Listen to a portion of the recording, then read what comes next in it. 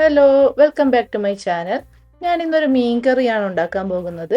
സാധാരണ മീൻ കറിയല്ല, നമുക്ക് ഹോട്ടലിൽ കിട്ടുന്ന അതേ രുചിയിലും കളറിലും ഉള്ള മീൻ കറിയാണ് ഞാൻ ഉണ്ടാക്കാൻ പോകുന്നത്.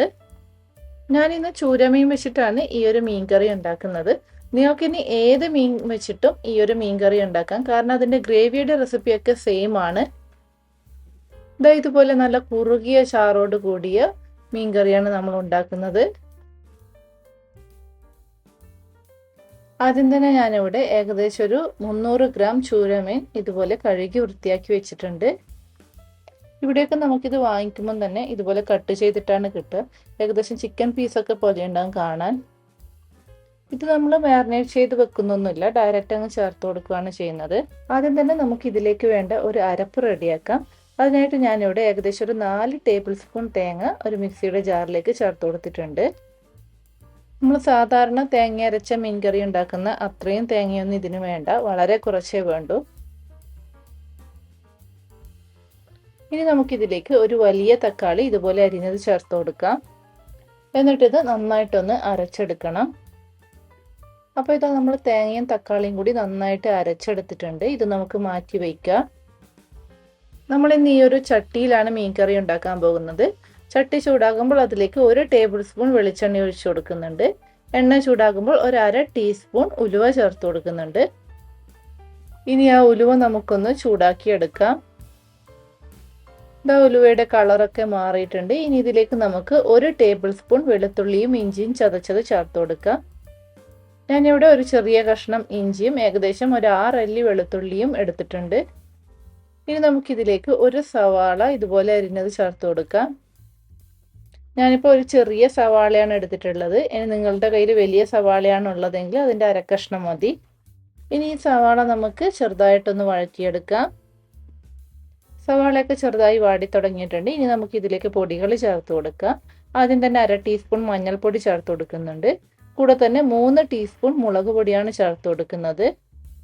നമ്മളിവിടെ മീൻ മാരിനേറ്റ് ചെയ്ത് വെച്ചിട്ടൊന്നുമില്ല, അതുകൊണ്ട് എരിവിനും കളറിനും ആവശ്യമായിട്ടുള്ള മുളക് പൊടി നേരിട്ട് ചട്ടിയിൽ തന്നെയാണ് ചേർത്ത് കൊടുക്കുന്നത്. ഇനി ഇതിലേക്ക് 1 ടീസ്പൂൺ മല്ലിപ്പൊടി കൂടി ചേർത്ത് കൊടുക്കുന്നുണ്ട്. എന്നിട്ട് ഈ പൊടികളൊക്കെ ഒന്ന് ചൂടാക്കിയെടുക്കാം. ലോ ഫ്ലെയിമിൽ ഇട്ടിട്ട് വേണം ചൂടാക്കിയെടുക്കാൻ.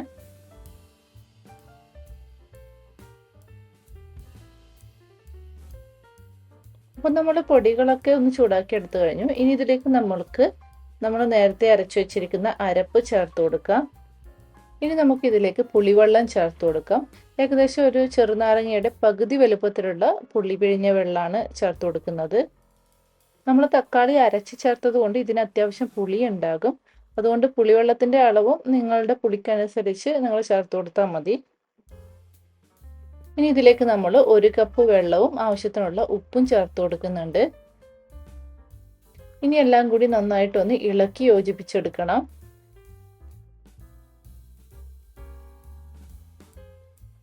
ഇനി ഇതിലേക്ക് കുറച്ച് കറിവേപ്പില കൂടി ചേർത്ത് കൊടുത്ത് അടച്ചു വെച്ച് ഈ ഒരു അരപ്പ് നന്നായിട്ട് തിളപ്പിച്ചെടുക്കണം.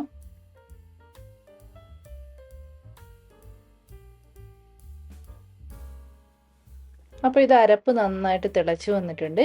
ഇനി നമുക്കിതിലേക്ക് മീൻ ചേർത്ത് കൊടുക്കാം. നമ്മളപ്പോൾ കഴുകി വൃത്തിയാക്കി വെച്ചിരിക്കുന്ന ചൂരമീൻ ഇതിലേക്ക് ചേർത്ത് കൊടുക്കുന്നുണ്ട്. ഇനി നമുക്ക് അടച്ചു വെച്ച് ഈ മീൻ ഒന്ന് വേവിച്ചെടുക്കണം.